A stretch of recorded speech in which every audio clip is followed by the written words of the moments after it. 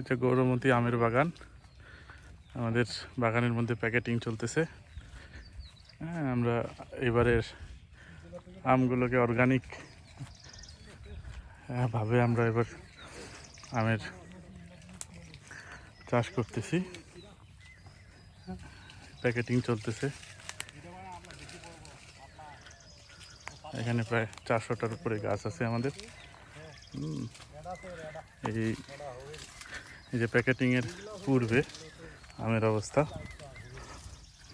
এই যে এখানে প্যাকেটিংয়ের কাজ প্লাস হচ্ছে পাতাগুলো পরিষ্কারের কাজ চলতেছে। এইভাবে আমরা এই অংশের যে গাছগুলো আছে এগুলোতে প্যাকেটিং এখনো হয় নাই, এগুলো প্যাকেটিং করা হবে।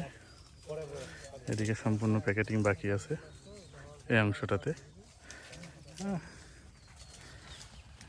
এই অংশের আমগুলোতে এইগুলোতে সম্পূর্ণ প্যাকেটিং করা হয়েছে। যদি জুম করে একটু দেখাই,